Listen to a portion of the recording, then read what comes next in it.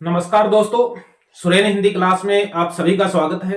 अलंकार की क्लास चल रही है, हमारी ये चौथी क्लास है और इससे आगे की क्लास जो है वो प्रश्नोत्तरी होगी।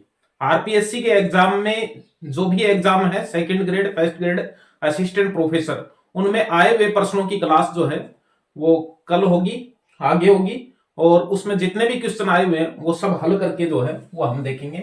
अलंकार की एक रिवीजन क्लास जो है वो हमारी यहाँ होगी।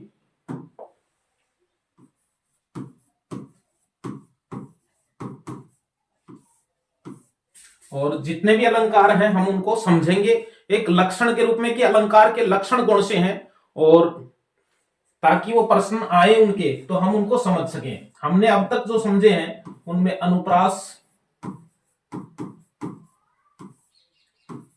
यमक,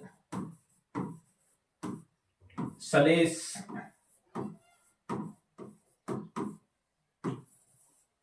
उपमा, रूपक,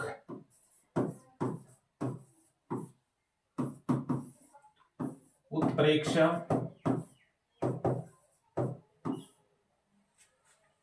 उत्प्रेक्षा। अब देखिए इसमें विरोधाभास, विरोधाभास,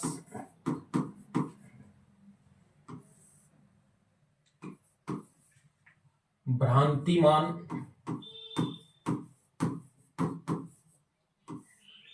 संदेह,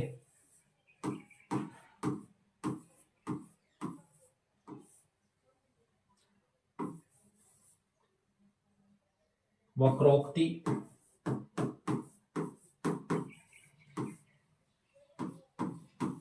अतिशयोक्ति, अतिशयोक्ति, विशेषोक्ति,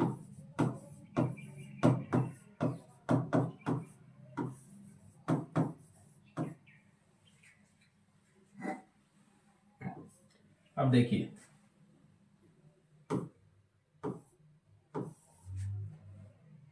दृष्टांत,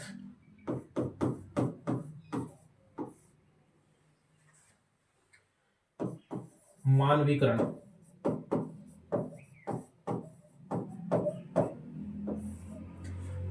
अलंकार से संबंधित उसका मुख्य लक्षण हमें समझ में आना चाहिए कि भाई उसका मुख्य लक्षण क्या है।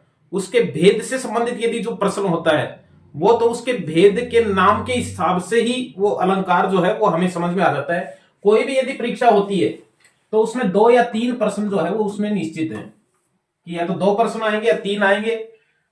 और यदि सिलेबस में पूरा टॉपिक वही है तो ज्यादा प्रश्न भी जो है वो उसमें से जितना इकाई में निर्धारित है उतने प्रश्न आते हैं, लेकिन सामान्यतः 2 या 3 प्रश्न जो है वो एग्जाम में जो है वो इनसे संबंधित पूछे जाते हैं। विशेषकर उदाहरण आते हैं या फिर निम्न में से कौन सा उदाहरण कौन से अलंकार का है या इस अलंकार का कौन सा उदाहरण है, या फिर आजकल प्रश्न जो है वो मिलान के आने लग गए हैं तो इसलिए हमें उनके लक्षण से संबंधित मिलान के प्रश्न जो है वो खूब देखने को मिले हैं। तो हमें उनके लक्षण जो है वो मूल रूप से लक्षण जो है विशेष रूप से किस अलंकार के लिए है वो हमें पता होना चाहिए। अनुप्रास का हमने समझा, अनुप्रास के मूल रूप से 4 भेद होते हैं, छेकानुप्रास, वर्त्यानुप्रास, अंत्यानुप्रास और श्रुत्यानुप्रास। 4 भेद हमने अलंकार के पढ़े हैं और अलंकार में एक ही वर्ण की आवर्ती होती है, वर्ण की आवर्ती। अनुप्रास को हमने पढ़ा है छेकानुप्रास जिसमें 2 बार वर्ण आए, वर्त्यानुप्रास 2 से अधिक बार आए तो वर्त्यानुप्रास होता है, और अंत्यानुप्रास में स्वरों की आवर्ती होती है और श्रुत्यानुप्रास में एक ही उच्चारण स्थल वाले वर्णों की आवर्ती होती है। 4 प्रकार का एक लाटानुप्रास होता है जिसको कुछ विद्वान अनुप्रास का भेद मानते हैं, कुछ नहीं मानते हैं। वैसे लाटानुप्रास एक अलग ही जो है वो अलंकार है जिसमें पद की आवर्ती होती है लेकिन अन्वय होने पर उसके अर्थ में भिन्नता प्रकट हो जाती है, लाटानुप्रास होता है। ये उसका उदाहरण भी आता है परीक्षाओं में, यदि आता है तो हमें ध्यान में रहना चाहिए, पूत कपूत क्यों धन संचय, पूत सपूत तो क्यों धन संचय, ये लाटानुप्रास का ही उदाहरण है। यमक अलंकार एक शाब्दिक अलंकार है जिसमें शब्द शब्द जो है वो दो या दो से अधिक बार आएगा, दो या दो से अधिक बार आएगा, और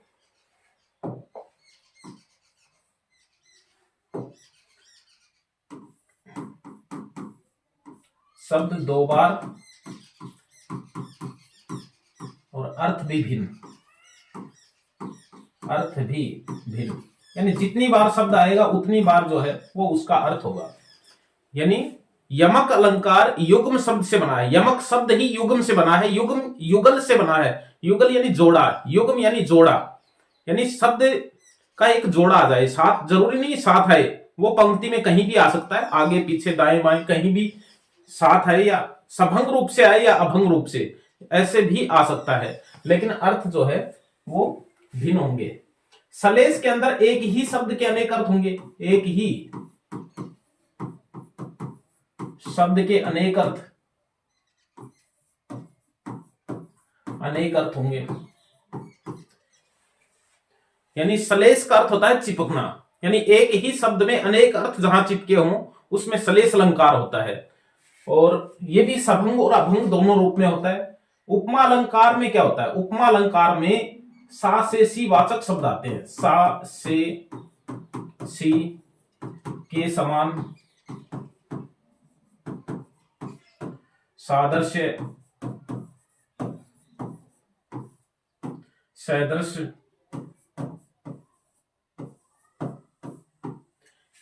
यानी ये उपमा अलंकार है जिसमें उपमा दी जाती है, यानी समानता के कारण उपमेय और उपमान में तुलना प्रकट की जाती है, यानी एक वस्तु की दूसरी वस्तु से तुलना की जाती है समानता के कारण, जिसमें वाचक शब्द के रूप में सा से सी के समान, सादृश्य, सदृश्य, सम जैसे शब्द जो है वो आएंगे। सम भी इसका एक बहुत अच्छा वाचक शब्द है, यानी उपमा के अंदर एक वस्तु की समानता के कारण दूसरी वस्तु के कारण से जो है वो तुलना की जाती है, उपमेय की उपमान से तुलना की जाती है, ये भी हम कह सकते हैं किसी सादृश्यता के कारण या समानता के कारण।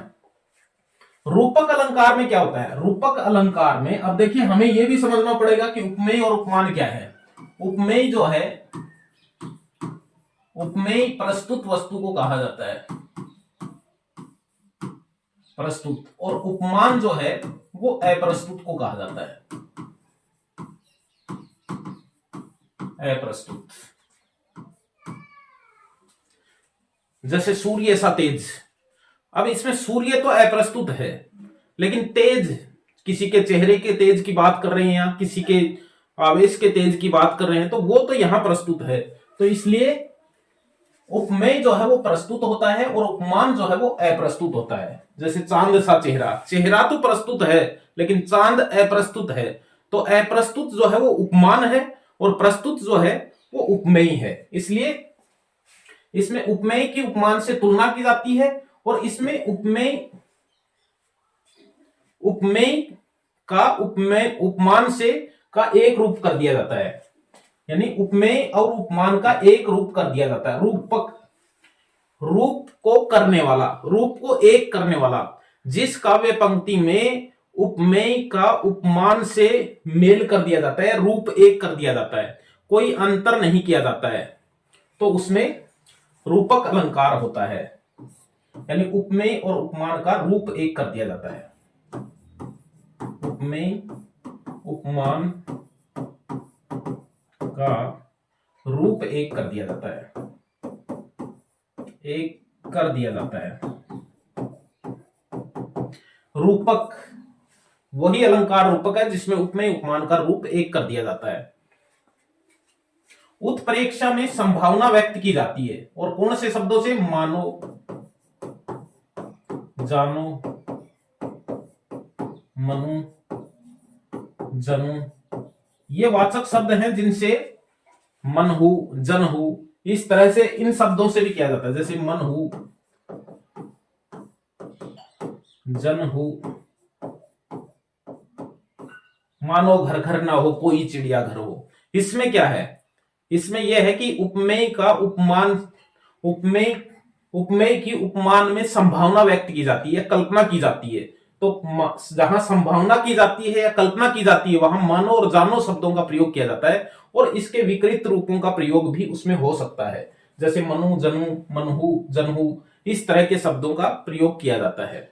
यानी उत्प्रेक्षा के अंदर उपमेय की उपमान में संभावना व्यक्त की जाती है। जिस काव्य पंक्ति में उपमेय की उपमान में संभावना व्यक्त की जाती है उसमें उत्प्रेक्षा अलंकार होता है।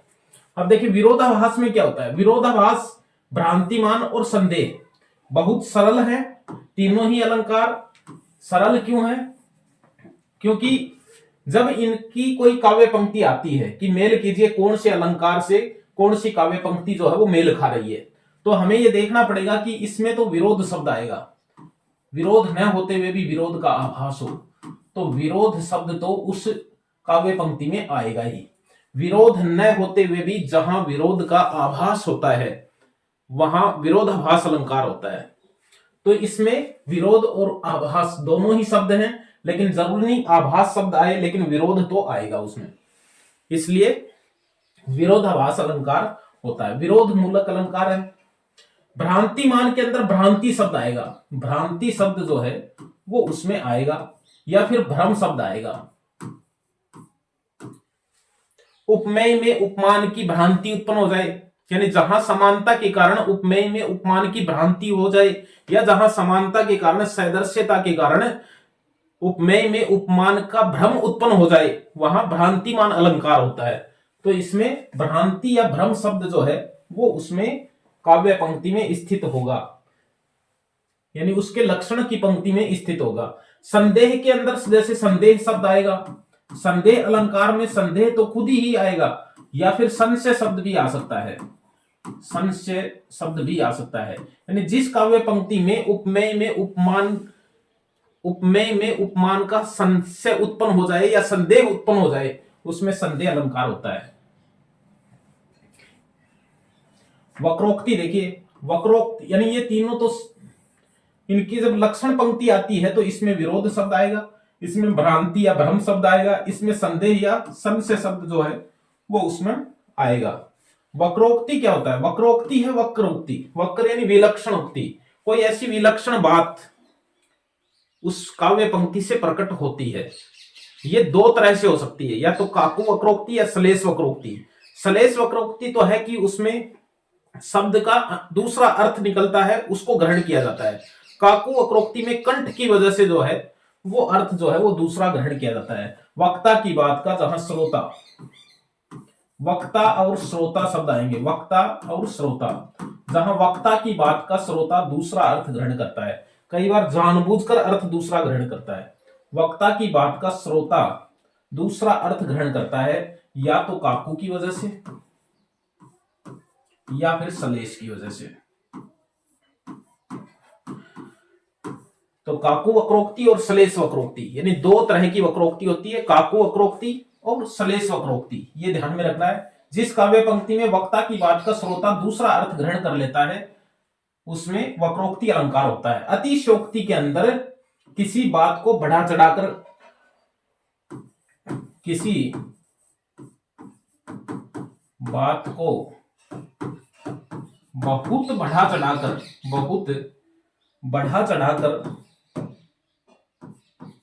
चढ़ाकर वर्णन किया जाता है, किसी बात का बहुत बढ़ा चढ़ाकर बताया जाता है, जिससे लोक सीमा भंग हो जाती है, जिससे लोक सीमा भंग हो जाती है, लोक सीमा या लोक मर्यादा भंग हो जाती है। विरोधा अतिशयोक्ति अलंकार है, यानी कोई उक्ति, कोई बात अतिशय बढ़ा चढ़ाकर वर्णन कर दिया जाए तो उसमें अतिशयोक्ति अलंकार होता है। जिस काव्य पंक्ति में किसी बात को इतना बढ़ा चढ़ाकर बताया जाता है कि लोक सीमा लोक मर्यादा भंग हो जाती है तो उसमें अतिशयोक्ति अलंकार होता है। एक होता है विशेषोक्ति और एक होता है,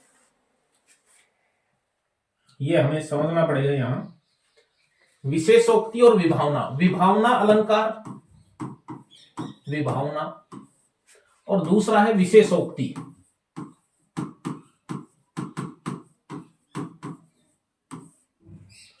विभावना में कारण के बिना कार्य होता है, कारण के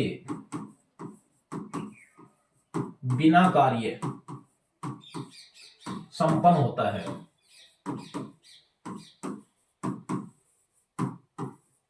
विभावना है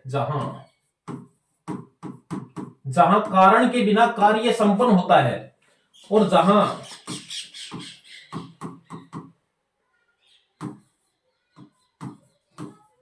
कारण होने पर भी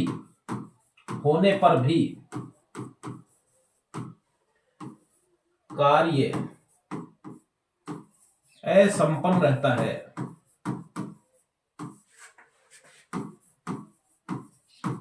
वहां विशेषोक्ति है। ये देखिए, ये अंतर है विभावना में और विशेषोक्ति में। ये ध्यान में रखता है कि यहां भावना शब्द का अर्थ ही कारण है और वी का अर्थ बिना है, और इसकी जो काव्य पंक्ति आएगी उसमें बिना, बिनु, बिने या नहीं जैसे शब्द जो है उसमें आएंगे। और विशेषोक्ति में प्रसिद्ध कारण के होने पर भी यहां पर जो कारण होता है वो छोटा मोटा कारण नहीं, प्रसिद्ध कारण होता है, यानी बहुत ही प्रसिद्ध कारण है, फिर भी कार्य को संपन्न जो होता जो है वो नहीं दिखाया जाता है, अधूरा रह जाता है कार्य। और इसमें कारण होता ही नहीं है, फिर भी कार्य जो है वो संपन्न दिखा दिया जाता है, तो उसमें विभावना होता है और उसमें विशेषोक्ति अलंकार जो है वो उसमें होता है। ये हमें अब देखिए, इसमें हमने देखा है विभावना और विशेषोक्ति देख लिया।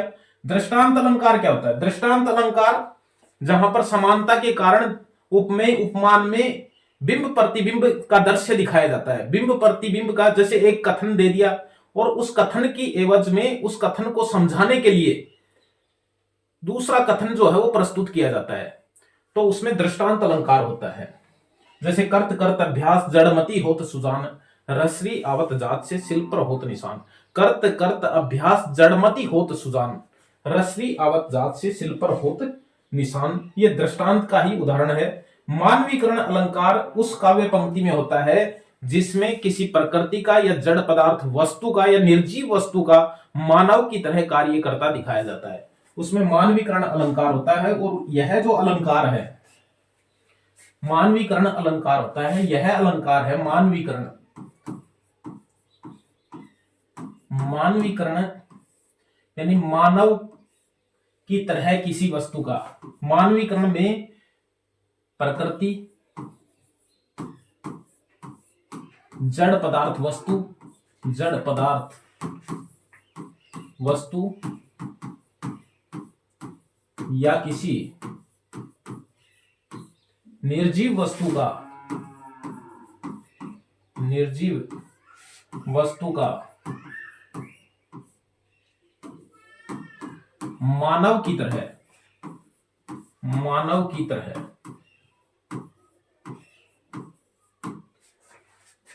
वर्णन किया जाए।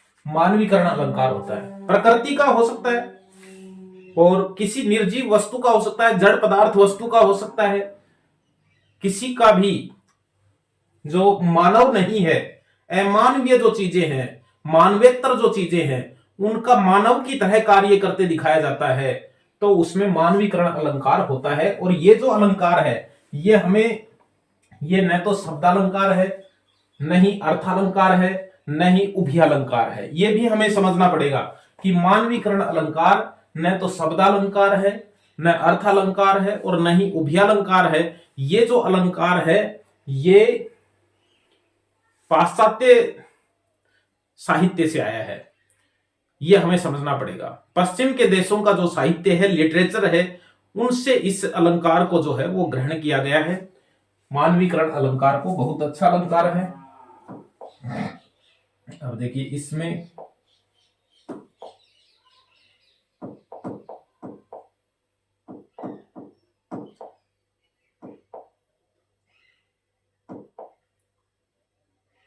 अब देखिए, हमें इन अलंकारों को अनुप्रास के भेद हमें ध्यान में रखने पड़ेंगे, क्योंकि प्रश्न उसमें भेदों के आने लग गए।